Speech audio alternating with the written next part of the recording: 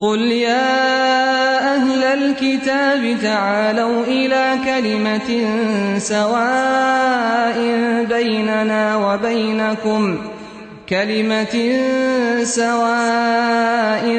بيننا وبينكم ألا نعبد إلا الله ولا نشرك به شيئا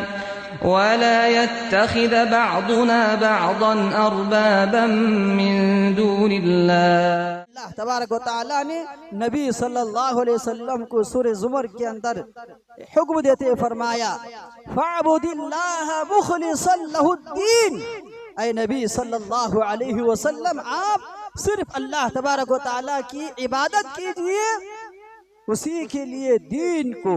عبادت کو خالص کرتے ہوئے، اسی کی طرف اشارہ کرتے ہوئے اللہ کے نبی کریم صلی اللہ علیہ وسلم نے بھی حدیث کے اندر فرمایا، صحیح مسلم کی روایت ہے، ان اللہ لا ينظر الى صورکم واموالکم، یقیناً اللہ تبارک و تعالی تمہاری صورتوں کو نہیں دیکھے گا، تمہارے مالوں کو نہیں دیکھے گا، ولیکن ينظر الى قلوبکم واعمالکم، اللہ تبارک و تعالی تمہارے دلوں کو دیکھتا ہے کہ تمہارے دلوں کے اندر کتنا خلوص ہے، کتنے تمہارے دلوں کے اندر للہیت ہے، اور اسی طرح تمہارے اعمال کو اللہ تبارک و تعالی دیکھتا ہے کہ تمہارے اعمال کے اندر کتنا خلوص ہے۔ اللہ تبارک و تعالی یہ دیکھنا چاہتا ہے، یہ اللہ تبارک و تعالی کو مقصود ہے۔ السلام علیکم ورحمۃ اللہ وبرکاتہ۔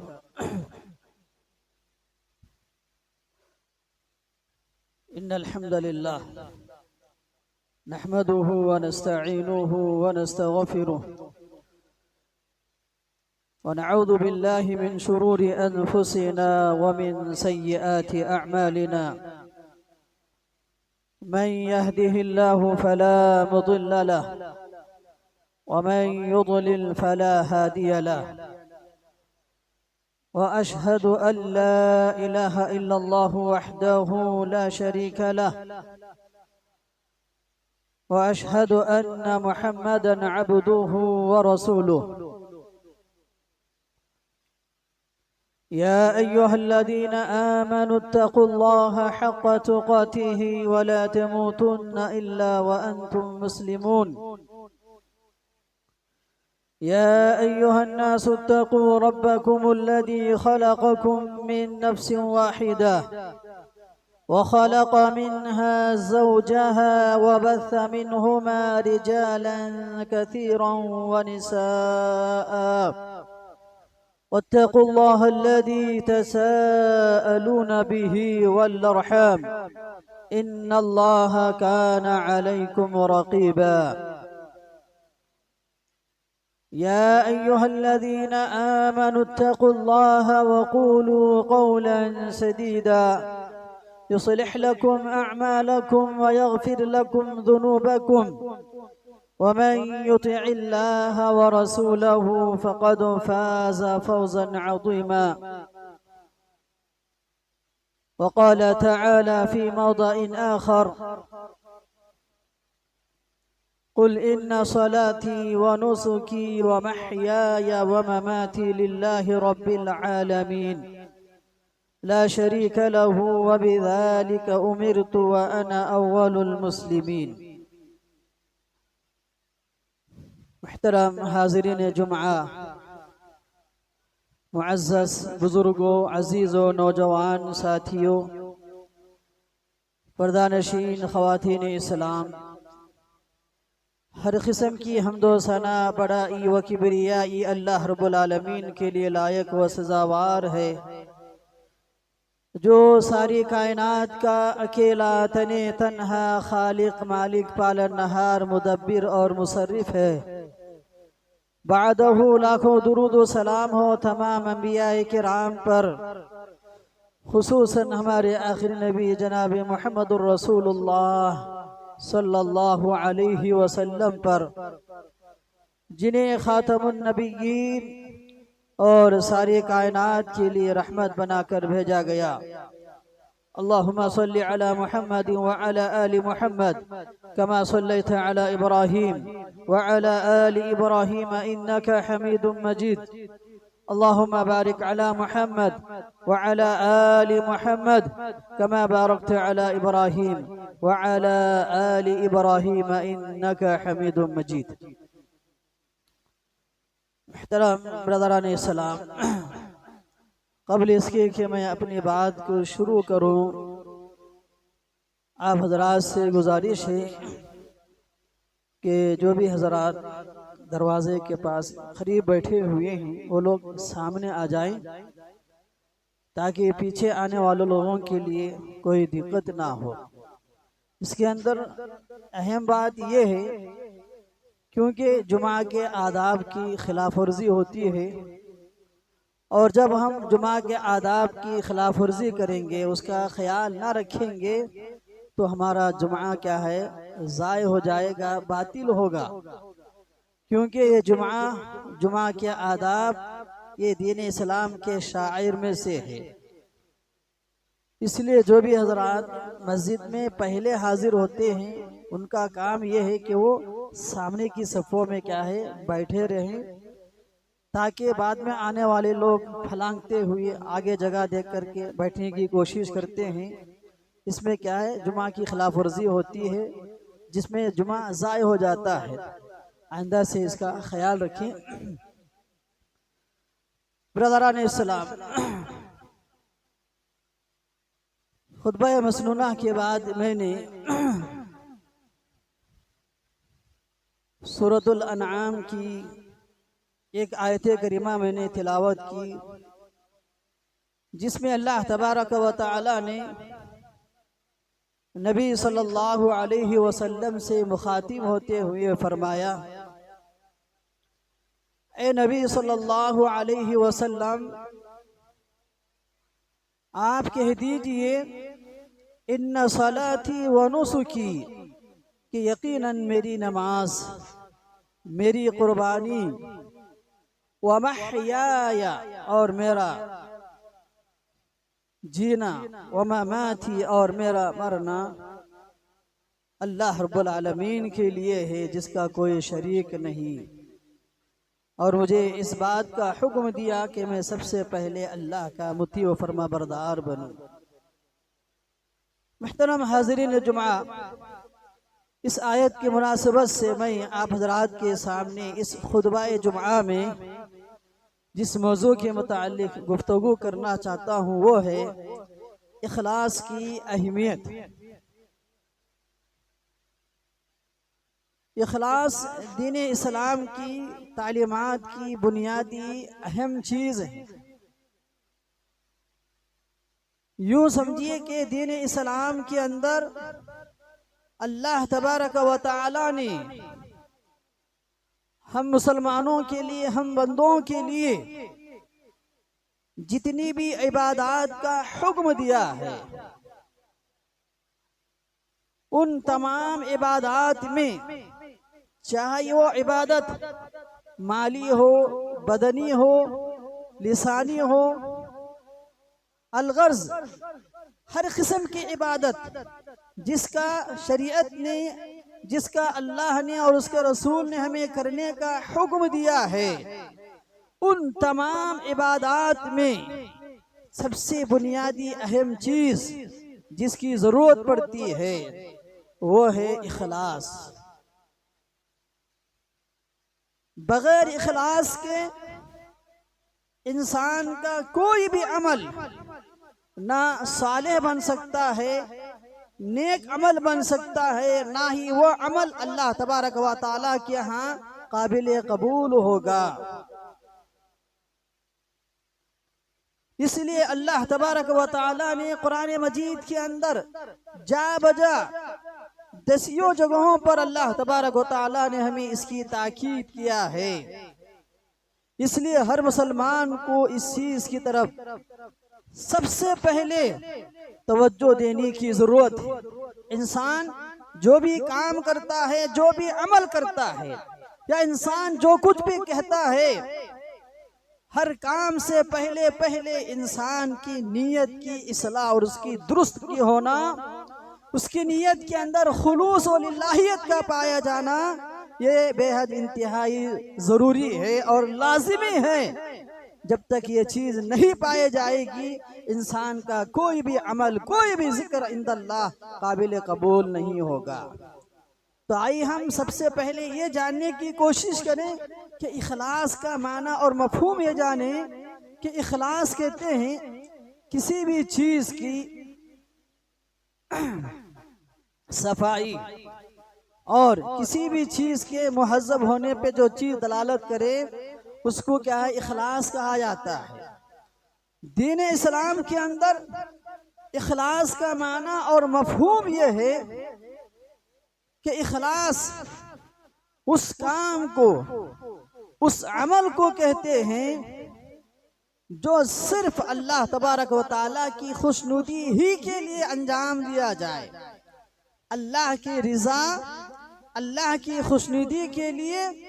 اللہ کا قرب حاصل کرنے کے لیے انجام دیا جائے، اور ساتھ ہی ساتھ ریا دکھاوا و نمود اور اسی طرح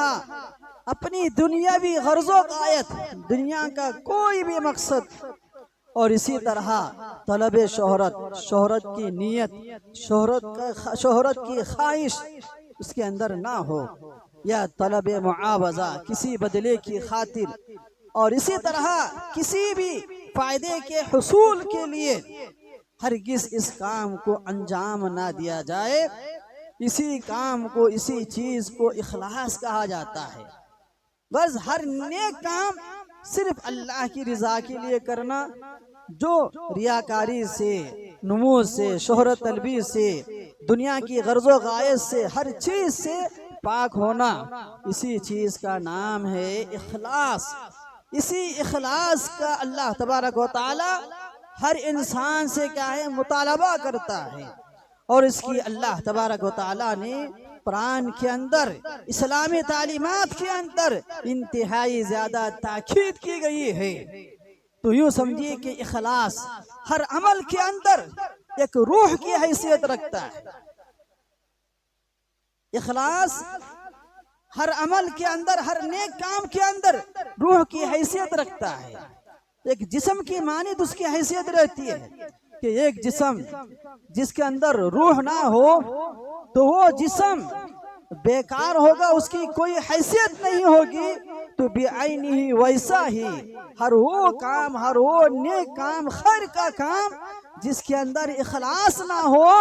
وہ عمل کی کوئی حیثیت عند اللہ نہیں ہوگی، اور نہ ہی وہ عمل صالح ہوگا، نہ ہی وہ عمل اچھا ہوگا، اور نہ وہ عمل اللہ تبارک و تعالیٰ کے ہاں قابل قبول ہوگا۔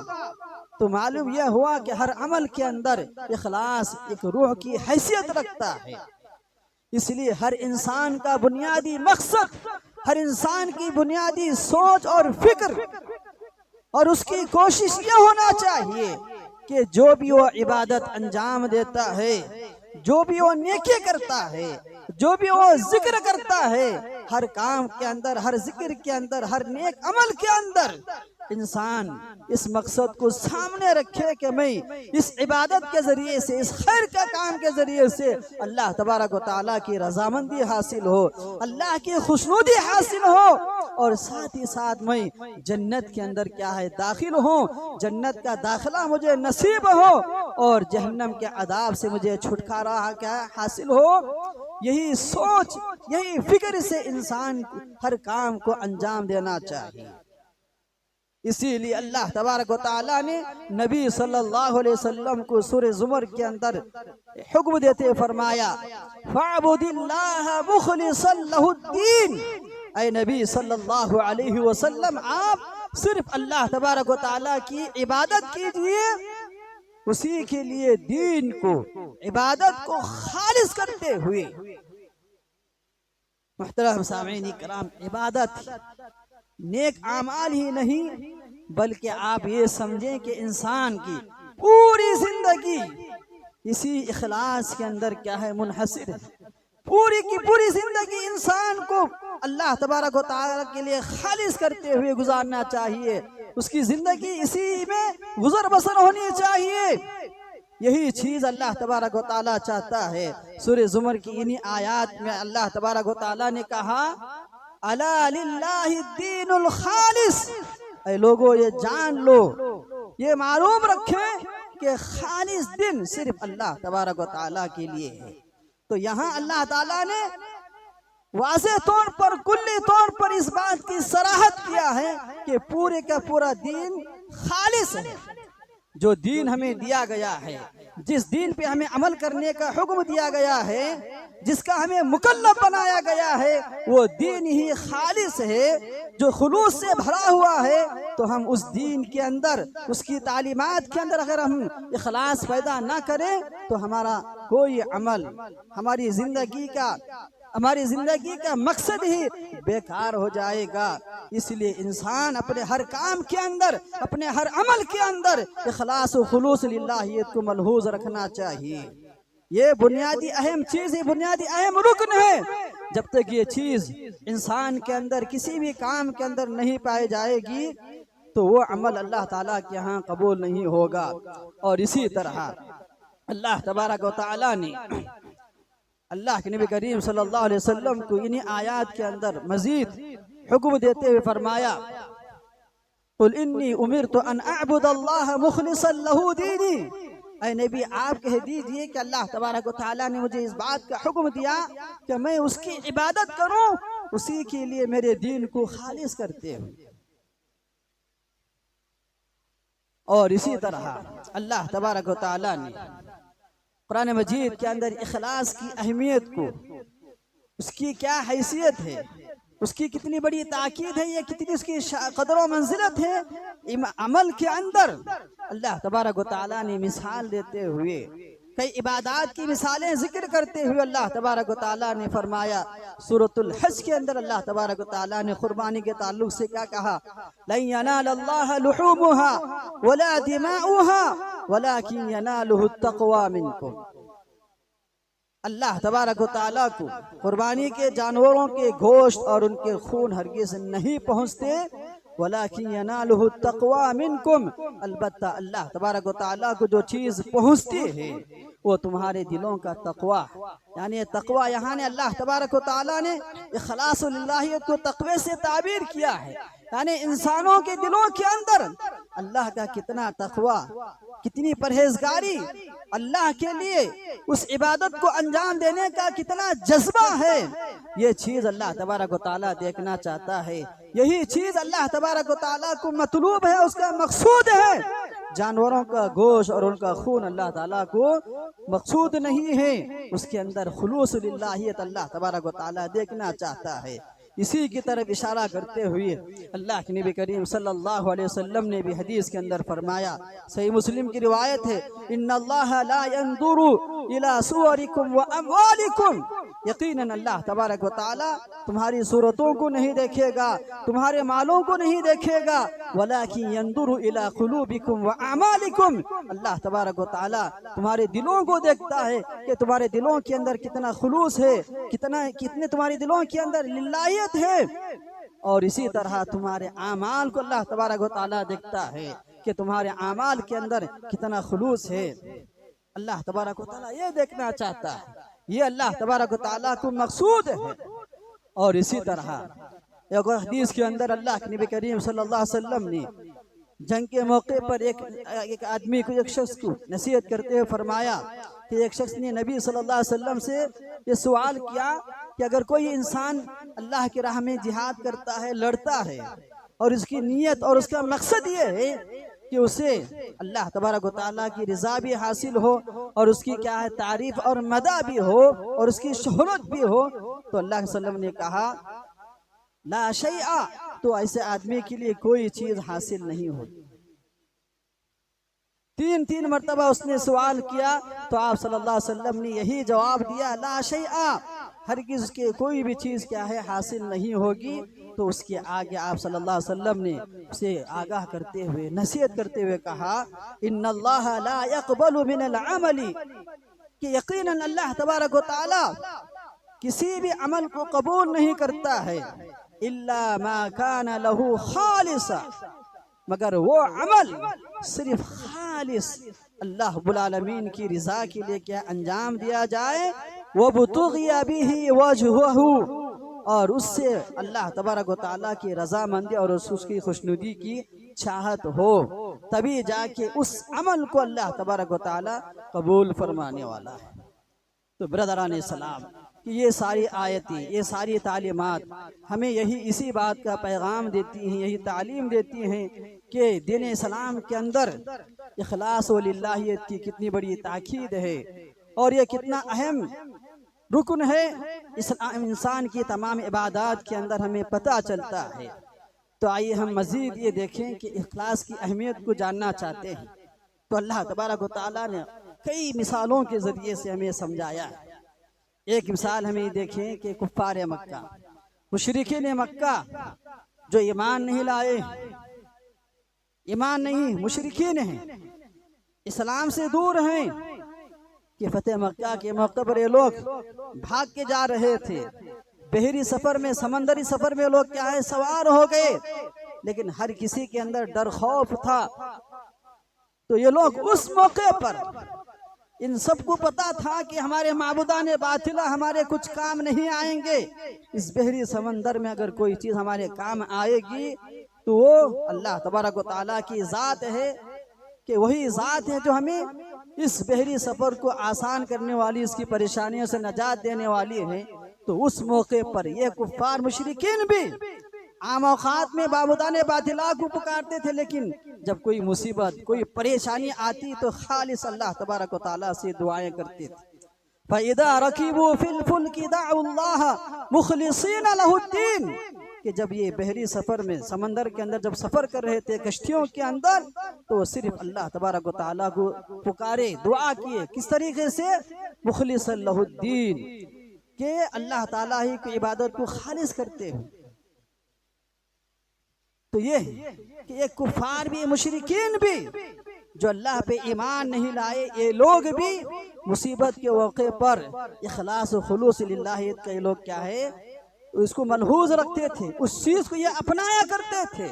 تو اسی سے ہمیں اندازہ لگتا ہے کہ انسان کے عمل کے اندر، انسان کی عبادت کے اندر اخلاص کتنا بڑا اہم رکن ہے، اس کی کتنی بڑی تاکید ہے، اس کا کتنا بڑا عظیم کردار ہے انسان کی عبادت کی قبولیت کے اندر۔ یہ ساری چیزیں ہمیں اس سے کیا پتہ چلتی ہیں۔ مزید اور ایک مثال، ایک حدیث کے اندر صحیح بخاری صحیح مسلم کی روایت ہے، اللہ کے نبی صلی اللہ علیہ وسلم 3 آدمیوں کا واقعہ، جو غار والوں کا واقعہ ہے، کہ لوگ کیا سفر کر رہے تھے، شام کا وقت تھا، بارش بھی ہو رہی تھی، غار میں انہوں نے پناہ لی، اتفاق سے ایسا ہوا کہ ایک چٹان آ کر کے اس غار کے منہ کو بند کر دیتا ہے۔ یہ لوگ اس موقع پر پریشان ہو جاتے ہیں، ان کو کوئی سوچتا نہیں، تو ہر کوئی ان میں سے یہی سوچتا کہ ہم اپنی زندگی میں جو بھی اچھا کام کیا ہے اخلاص کے ساتھ اللہ کی رضا کے لیے،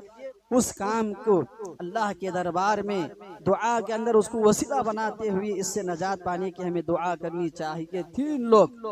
اپنے اپنے نیک عمل کو یاد کرتے، ایک ماں باپ کا مطیع فرما بردار ہے جو بکریاں چرایا کرتا تھا، ایک دن ایسا ہوتا ہے کہ شام کے آنے میں تاخیر ہو جاتی ہے،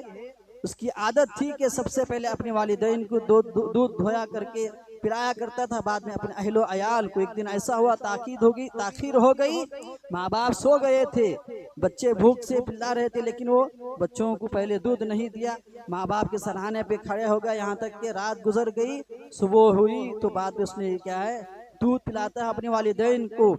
تو وہ کہتا ہے اس موقع پر اللہ سے دعا کرتے ہوئے، اللہ میں نے اس کام کو تیری رضا کے لیے، تیری خوشنودی کے لیے انجام دیا ہے، تو ہم جس مصیبت میں، جس پریشانی میں مبتلا ہیں، اس سے ہمیں تو نجات دے۔ تو چٹان کا کچھ حصہ کیا ہٹ جاتا ہے، ابھی وہ باہر نہیں نکل سکتے۔ اور دوسرا شخص وہ ہے کہ ایک آدمی ہے کہ اس کی چچازاد بہن ہوتی، جس سے وہ کیا بہت زیادہ کیا محبت کیا کرتا تھا، اس کی خواہش تھی کہ اس کے ساتھ اپنی کیا خواہش کو پوری کر سکے، لیکن وقت ایسا آتا ہے، 23 سال کا زمانہ آتا ہے، تو اس موقع پر یہ بیچاری مجبور ہو کر کے اس سے قرضہ مانگا کرتی ہے۔ تو اس موقع کو وہ طاق میں تھا، اس کی چاہت تھی اس موقع کو وہ غنیمت جانتے ہوئے اس سے قرضہ دیتا ہے، لیکن اس شرط کی بنیاد پر کہ وہ اپنے آپ کو میرے حوالے کرے گی، اپنی خواہش کو پوری کرے گی، تو مجبوری میں اس چیز کو مان جاتی ہے۔ لیکن جب وہ وقت آتا ہے، اس موقع پر وہ بندی اس سے کہتی ہے اتق اللہ، کہ تو اللہ سے ڈر، اس کام کو تو بغیر مہر کے بغیر شادی کے انجام نہ دے، اس معاملے میں تو اللہ سے ڈرتا رہا، تو اللہ کے خوف سے باز آ جاتا ہے، تو اپنے اس نیک کام کا وسیلہ دے کر کے اللہ سے دعا کرتا ہے تو چٹان کچھ ہٹ جاتی ہے۔ اور ویسے ایک شخص، ایک آدمی جس کے پاس کئی مزدور لوگ ہوتے ہیں، مزدوری کیا کرتے تھے، ایک مزدور کی مزدوری نہیں دیتا ہے، اس کی مزدوری کے ذریعے سے بہت سارا کاروبار کرتا ہے، ایک زمانے کے بعد وہ آتا ہے اپنی مزدوری کا مطالبہ کرتا ہے، تو اس مزدوری کے پیسوں سے وہ بہت زیادہ ترقی کیا ہوتا ہے، اونٹ، گائے، بیل، بکرے، بہت ساری چیزیں ہوتی ہیں، تو وہ کہتا ہے کہ یہ ساری کی ساری چیزیں تیری ہیں، تو ان چیزوں کو لے کر کے چلے جا۔ تو وہ کہتا ہے کہ آپ مجھ سے مذاق کرتے ہیں، تو کہتا ہے نہیں، یہ تیری مزدوری کا پیسہ لگا کر کے میں نے اتنا منفعت فائدہ حاصل کیا، یہ ساری چیزیں تیری ہیں۔ تو وہ کہتا ہے کہ اللہ، میں نے اس کام کو تیری رضا کے لیے کیا ہے، تو ہمیں جس مصیبت میں، جس پریشانی میں مبتلا ہیں، تو ہمیں اس سے نجات دلا۔ تو چٹان مکمل طور پر ہٹ جاتی ہے۔ تو بتانا مقصود یہاں پہ یہ ہے کہ انسان کے عمل کے اندر خلوص و للہیت کتنا اہم کردار ادا کرتا ہے، عمل کے اندر اخلاص کی کتنی ضرورت ہے، ہمیں ان ساری چیزوں سے، ان ساری احادیث سے پتہ چلتا ہے۔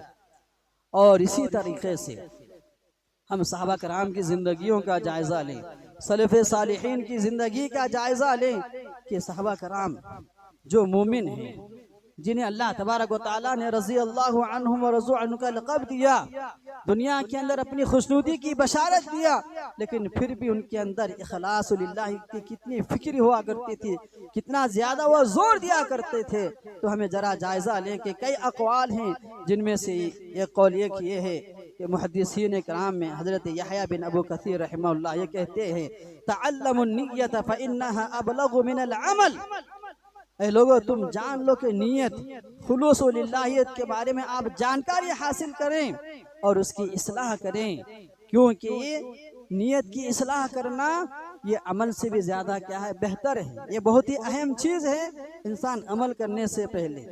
عمل سے کہیں زیادہ انسان کی نیت، انسان کے دل کے اندر خلوص و للہیت کا پایا جانا، یہی انسان کے حق میں عمل سے بھی زیادہ کیا ہے، بہتر چیز ہے۔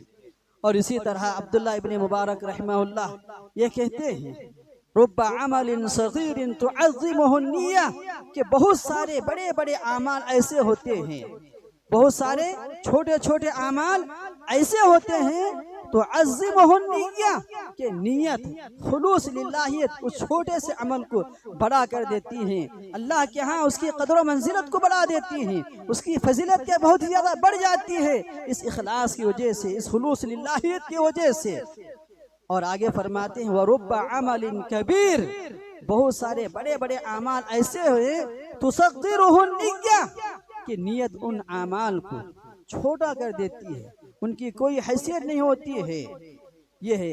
خلوص للہیت کی اہمیت اور اس کی فضیلت، کہ انسان خلوص للہیت اپنے اندر پیدا نہ کرے، اس کی طرف توجہ نہ دے،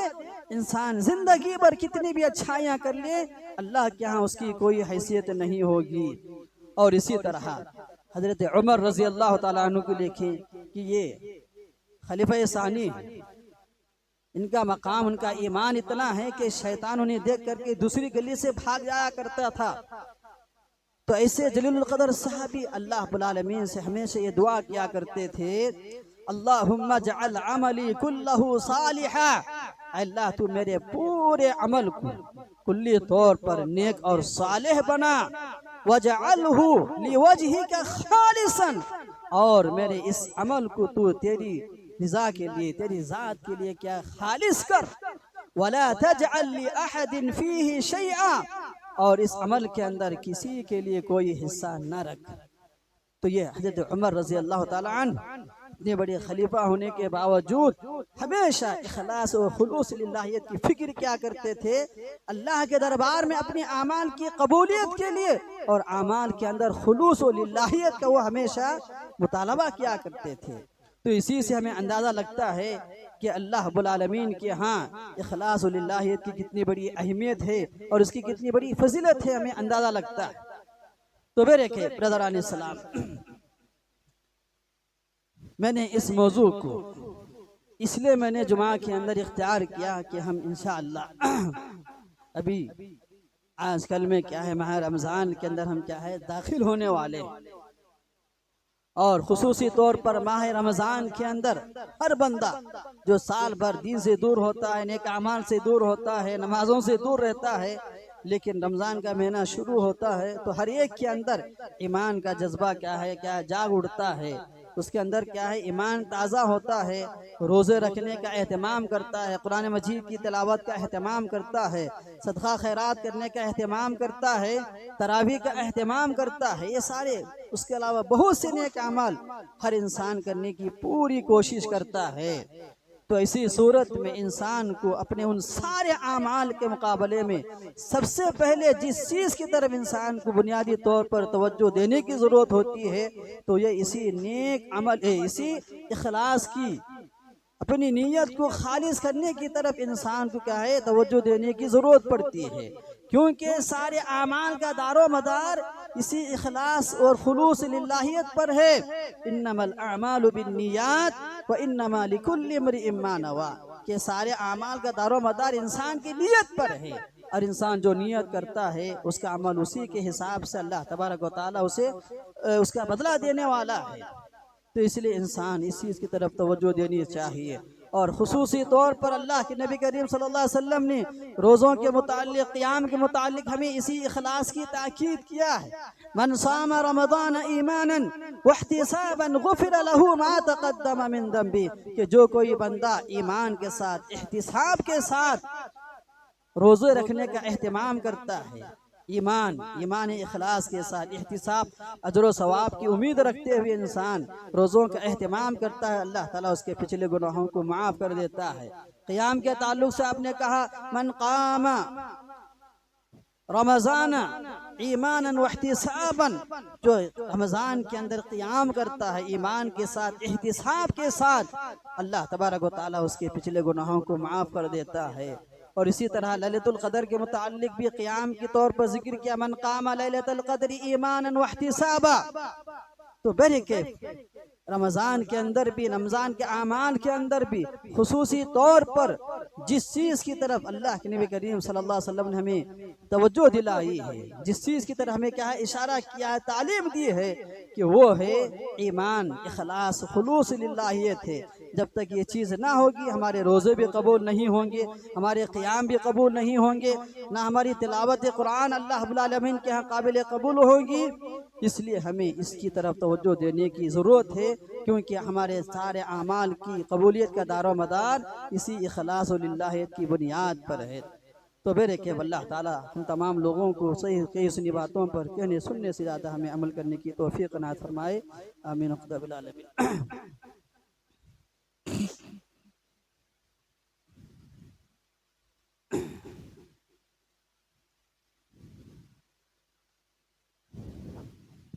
ان الحمد للہ والصلاة والسلام علی رسول اللہ وعلی آلہ وصحبہ، اما بعد۔ محترم سامعین کرام، ابھی جتنی باتیں آپ حضرات کے سامنے اخلاص اور خلوص للہیت کے تعلق سے کہی گئی ہیں، یہ بہت ہی اہم چیزیں ہیں جو ہر مسلمان کو، ہر بندہ مومن کو اپنی زندگی پر اس کا خیال رکھنا بے حد کیا ہے ضروری ہے، کیونکہ اسی پہ انسان کی دنیاوی اور اخروی کامیابی کیا ہے منحصر ہے۔ اللہ تبارک و تعالی ہمیں اسی چیز کی طرف قرآن کے اندر 10 جگہوں میں کیا ہمیں تاکید کیا ہے، اس کی طرف توجہ دلایا ہے اور ہمیں آگاہ کیا، ڈرایا ہے۔ سورہ ہود کے اندر اللہ تعالیٰ نے کئی آیتیں ذکر ہیں، ان میں سے ایک آیت کریمہ یہ بھی ہے، من کان یرید الحیات الدنیا وزینتها نوفی الیہم اعمالہم فیہا وہم فیہا لا یبخسون، کہ جو کوئی بندہ دنیاوی زندگی کی چاہت کرتا ہے اور اس کے زیب و زینت کرتا ہے، اختیار کرتا ہے، اس کی چاہت کا مطالبہ کرتا ہے، تو اللہ تعالیٰ کہتا ہے کہ ہم نوفی الیہم اعمالہم، تو ہم ان کے اعمال کا پورا بدلہ دیں گے، اس کا جو بھی اجر و ثواب ہوگا ہم اسے عطا کریں گے، اور اس میں ذرہ برابر بھی کسی طرح کی کمی بیشی نہیں کریں گے۔ اور آگے کی آیت میں اللہ تعالیٰ کہتا ہے اولئک الذین لیس لہم فی الآخرۃ الا النار، یہ ایسے لوگ ہیں جن کے لیے آخرت میں اخروی زندگی میں ان کے اعمال کا کوئی بدلہ کوئی حصہ نہیں ہوگا سوائے جہنم کی آگ کے الا النار وحبط ما صنعوا فيها اور دنیا کے اندر جو کچھ بھی وہ اعمال کیے ہوں گے جو کچھ بھی وہ امور انجام دیے ہوں گے وہ سارے کے سارے بیکار ہو جائیں گے وباطل ما كانوا يعملون اور اسی طرح جو کچھ بھی وہ عمل کیے ہوں گے وہ سارے کے سارے اعمال باطل ہو جائیں گے ان کا کوئی بدلہ آخرت میں ملنے والا نہیں ہے اور اسی طرح ابی بن کعب رضی اللہ تعالی عنہ کی ایک مرتبہ نبی صلی اللہ علیہ وسلم نصیحت کرتے ہوئے فرمایا فمن عمل منهم عمل الآخرة للدنیا کہ ان میں سے کوئی بھی شخص آخرت کے عمل کو دنیا کے لیے انجام دیتا ہے لم یکن له فی الآخرۃ من نصیب اس کے لیے آخرت میں کوئی حصہ نہیں ملے گا یعنی اس کا کوئی بدلہ اسے ملنے والا نہیں ہے تو یہی چیزیں ہیں ہم دنیا میں آئے اسی لیے کہ ہم اس دنیا کے اندر اچھے کام کر کے خیر کے کام کر کے آخرت کی زندگی تیار کریں آخرت کی کیا تیاری کریں آخرت میں کامیابی کے لیے ہم اپنی زندگی کے سارے کاموں کو انجام دیں ہماری پوری زندگی کا مقصد یہی ہے موت حیات کا مقصد یہی ہے کہ انسان اپنے ہر عمل کے اندر خلوص اللہیت پیدا کرے الذي خلق الموت والحیاة لیبلوکم ایکم احسن عملا کہ اللہ نے موت اور حیات اسی لیے کیا پیدا کیا ہے تاکہ وہ دیکھنا چاہتا ہے آزمانا چاہتا ہے کہ تم میں سے کون اچھا عمل کرنے والا ہے ایکم احسن عملا بہتر عمل کرنے والا حسن عمل کرنے والا اللہ تبارک و تعالیٰ کے ہاں کثرت اعمال یعنی بہت زیادہ نیکی اعمال کرنے کی کوئی اس کا اعتبار نہیں اللہ تبارک و تعالیٰ کے ہاں اعتبار یہ ہے کہ انسان جو کچھ بھی عمل کرتا ہو چاہے زیادہ ہو جائے کم اس کے اندر حسن عمل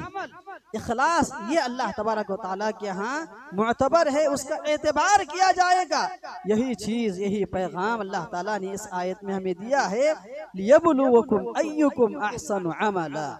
اس لیے ہمیں اپنے ہر کام کے اندر حسن عمل اختیار کرنا چاہیے جس سے اللہ تعالی ہمیں راضی ہو اللہ تعالی ہمیں جنت نصیب فرمائے جہنم سے ہمیں نجات دلائے ہمیں اس کی فکر ہونی چاہیے اور ہماری اعمال کی قبولیت کا دار و مدار بھی اسی خلوص للہیت پر ہے اعمال کی قبولیت کی بنیادی شرط بھی اخلاص ہے فمن کان یرجو لقاء ربی فلیعمل عملا صالحا ولا یشرک بعبادت ربہ احدا تو برکہ اللہ تعالیٰ سے دعا ہے کہ اللہ تعالیٰ ہم تمام لوگوں کو اپنے ہر کام کے اندر اخلاص للہیت پیدا کرنے کے اللہ تعالیٰ ہمیں توفیق عنایت فرمائے ان اللہ وملائکتہ یصلون علی النبی یا ایھا الذین آمنوا صلوا علیہ وسلموا تسلیما اللهم صل علی محمد وعلى آل محمد كما صليت على ابراہیم وعلى آل ابراہیم انك حمید مجید اللهم بارک علی محمد وعلى آل محمد كما بارکت علی ابراہیم وعلى آل ابراہیم انك حمید مجید عباد اللہ رحمن رحمكم اللہ ان اللہ یأمر بالعدل والإحسان وإیتاء ذی القربى وینہی عن الفحشاء والمنکر والبغی یعظکم لعلکم تذکرون واذکروا الله يذكركم وادعوه يستجب لكم ولذكر الله تعالى مجل أكبر